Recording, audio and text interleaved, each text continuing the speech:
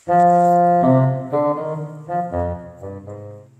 يا ورور؟ ولو عايز تعرف يعني ايه ورور اتفرج على الحلقة الأولى. صحصح بقى معايا وركز واسمع الكلمتين اللي أنا جاي أقولهم لك في سادس حلقة من حلقات مشروع ممكن من إنتاج أثر. حلقة النهاردة يا ورور بتتكلم عن الأنزحة على رأي ستي وستك الله يرحمه، وفي رواية أخرى بنقول عليها الفشخرة الكدابة. تعال بقى وخلينا نشوف إيه الحكاية دي. الموضوع بدأ في اتجاهين متوازيين لما قرر كيفن سيستروم ومايك كرايجر إنشاء انستجرام، ولما قررت عامر جروب إنشاء بورتو مارينا، ومن بعدهم هيئة المجتمعات العمرانية الجديدة لما عملوا مارينا، وبداية ظهور الساحل الشمالي واختفاء أيام العجم الجميلة يا ابو الوراور يا حلو انت. طبعا انا جزء من كلامي دلوقتي لا يمت لبدايه الفشخره الحقيقيه بصله، بس لو هنتكلم عن العصر الحديث فكلامي بنسبه كبيره ممكن يكون صح. الفشخره للي ما يعرفش هي ان الورور مننا يبقى معاه حاجه قيمه مثلا او غاليه ويتباهى بيها، يتصور بيها او معاها كده يعني، وده عادي بالمناسبه وغريزه انسانيه موجوده على مر العصور. لكن اللي مش عادي بقى اللي احنا وصلنا ليه النهارده، خصوصا في مجتمعاتنا العربيه، ان البراندات بطرق تسويقها لمنتجاتها قدرت تصنع آلهة جديدة بشكل غير مباشر، قدرت تحسسك انك بدون منتجاتهم انت متأخر كتير عن الباقيين، او زي ما بنقول احنا في مصر فلاح. يعني يا ابو الوراور انت لو ما معكش ايفون انت فلاح، ولو ما بتلبسش من زارا وفيرزاتشي وبرشكا انت فلاح، وانت يا وروره لو ما لبستيش طرحة قمة هتبقي فلاحة. هيشاوروا عليكي ويقولوا الفلاحة اهي. اقول لكم على حاجة، لحد هنا مفيش مشكلة. المشكلة الحقيقية بقى بتبدأ لما تبقى شاب مرتبك 5000 جنيه وتقرر تجيب موبايل ثمنه 50,000 جنيه علشان مرسوم عليه تفاحة، ويا ريتها تفاحة كاملة يا ابو الوراور، دي متاكل منها حته. يا ورور انت مش جيمس بوند عشان تستخدم جهاز فيه السكيورتي دي وانت ما معكش ثمنه ورايح تقسطه على 50 شهر. الحقيقة بقى اننا كمصريين لينا تاريخ طويل جدا مع الفشخرة، لدرجة اننا بيتقال علينا احيانا مرضى الفشخرة، بداية من تفاخرنا دايما بتاريخ القدماء المصريين اللي احنا ما ساهمناش فيه بشيء غير اننا اتولدنا على ارضه، لحد العادات والتقاليد الغلط اللي اتربينا عليها، زي تقاليد الجواز وادعاء الانساب لاصول كويسه زي العائلات الملكيه والعربيه وغيرها. وده بيبين للاسف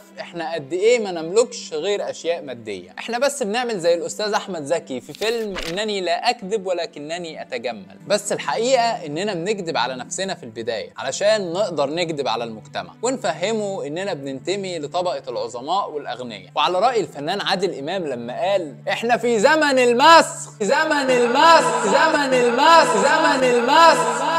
منذ أن تحول العالم لقرية صغيرة يا أبو الوراور، وأصبحت القدوة تؤخذ من الأشخاص الأعلى في عدد الفولورز، وأصبحت على الدنيا السلنكتيه، وكله بقى طرش الطرش. تخيل معايا كده تصحى الصبح تلاقي ابنك واخد قدوته واحد كل اللي بيمتلكه في الدنيا شوية فيديوهات جايبة فيوهات كتير، وعنده من 4 ل 5 مليون فولور. كارثة. زمان أهالينا كانوا بيمنعونا من مشاهدة ممثل معين علشان سلوكه منحرف مثلا وأفلامه هتضرنا. النهاردة مش هنقدر نسيطر على الوضع، لان زي ما قلت لك كله بقى طرش. مشاهير السوشيال ميديا النهارده بيمثلوا قوة لا يستهان بيها، قادرين يقوموا الدنيا في لحظة، يشغلوا براند من خلال اعلاناتهم ليه او يخربوا بيت براند تاني مش عاجبهم. الحياة عندهم اصبحت تقييمات في تقييمات، والناس بتصدق وتسمع الكلام. بيصدروا حياة مثالية للشباب، بيصيفوا في الديسك توب، بيحطوا اغلى ميك اب ويلبسوا احلى واغلى لبس، بيسافروا يعملوا هانيمون في بلاد الاشجار العالية والشلالات ونبات جوز الهند والبطيخة مشاليموه، ويجي شاب ورور غلبان لسه في بداية حياته يشوف كل الكلام ده فيبقى قاعد يا عيني بيتفرج على الستوريهات مش فاهم ومش مستوعب هو ليه بيطلع عين اللي خلفوه في الشركة اللي هو شغال فيها عشان الكام مليم بتوع اخر كل شهر. يقعد يتفرج يا عيني وتبدأ تدور قصة جوه دماغه عن اشمعنى انا مخبطة معايا كده. ما هو برضه معذور، كل يوم بيتفرج على حياة ناس من سنه بيعملوا حاجات هو لو فضل عمره كله يشتغل مش هيعرف يعملها. الناس يا ابو الوراور للأسف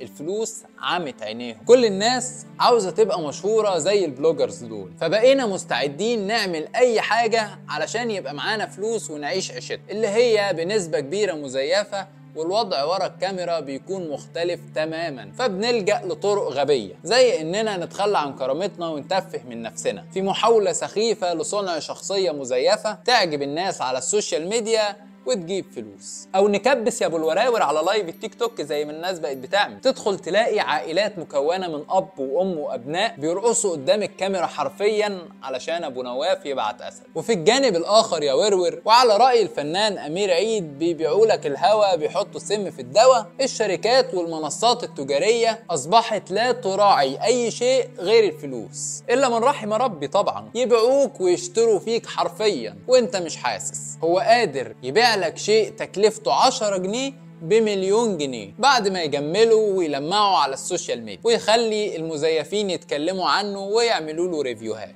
تخليك انت يا غلبان تشعر انك مش هتقدر تعيش من غير المنتج ده مهما كان ثمنه. ودي بيقولوا عليها شطارة، لان للأسف كل شيء النهاردة ما بنعرفش نقول عليه غلط، بنقول كل واحد وشطارته. لو انت جدع اعمل زيه. معلش يا ابو الوراور، بيزنس از بيزنس. مشاهير السوشيال ميديا النهارده بيمثلوا خط انتاج العالم يا ورور. كل منتج بيتم اصداره من اي شركه بيكون معتمد في تسويقه بنسبه 90% على ما يسمى بقوه التسويق الناعمه، اللي هي قوه مشاهير السوشيال ميديا. وعلى الرغم من ان الطرشمه اللي بتحصل دي بتطول الكل، لكن احنا كرجاله بينوبنا الجزء الاقل منها، بطبيعه اننا ممكن نكون واقعيين شويه وبنخاف على القرش لاننا تعبانين فيه، فبعضنا بيحس ان الرفاهيات دي مش بتاعته على الاقل دلوقتي. وبطبيعه احساسنا برضو بالمسؤوليه تجاه اهل بيتنا، فالراجل ما بيفكرش في نفسه في المرتبه الاولى. لكن اخواتنا البنات بقى بيصيبهم للأسف الجزء الأكبر من تأثيرات السوشيال ميديا وحياة المزيفين. طبعا هيطلعوا المناهضين للمرأة وجمعيات حقوق اللي قادرة على التحدي يبقى شلفوني، لكن صدقوني أنا مش ضدكم، أنا بس بوضح الأمور. المهم إن الستات بطبيعة شخصياتهم اللي عكسنا تماما بيلاقوا الحياة اللي نفسهم فيها من وهم صغيرين، اللي هي شبه باربي والشخصيات اللي هم طول عمرهم مرتبطين بيها. فبيكون من السهل جدا إنهم يتأثروا بالحياة الجميلة المزيفة اللي بيقدمها البلوجرز. طبيعي يعني أي بنت هتحب تجيب كل اللبس الغالي وكل الميك اب وتسافر مع حبيبها المالديفز، وكل ده ما فيهوش مشكلة. بس تعالي نعقلها، هل كل الرجاله قادرين يصرفوا المصاريف دي، او انت ضامنه نصيبك؟ خلينا نقول ان انت مش ناويه تتجوزي، انت معاكي الفلوس اللي تخليكي تعملي كده؟ ولا هنفضل بقى طول عمرنا نقسط في ثمن الايفون والميك اب اللي جبتيهم علشان شفتيهم مع كل المزيفين اللي اصلا مهمتهم انهم يعملوا اعلانات للمنتجات دي، وانت تلبسي الفخ زي كل مره من غير ما تاخدي بالك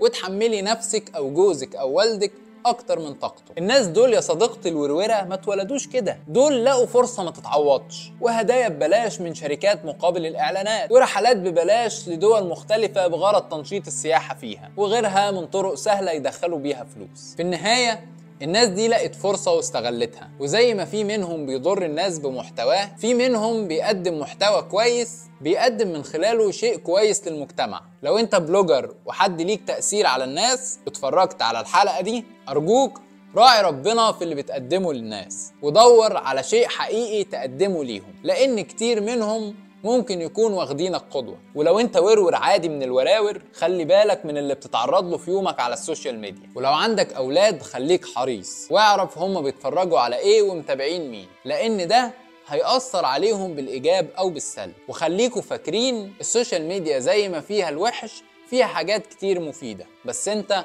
جرب تستغلها صح. ولو استفدت من كلامي أو حرك فيك شيء، اعمل سبسكرايب علشان يوصلك كل جديد، لعل وعسى أكون سبب يخليك تقتنع إنه ممكن. مع السلامة.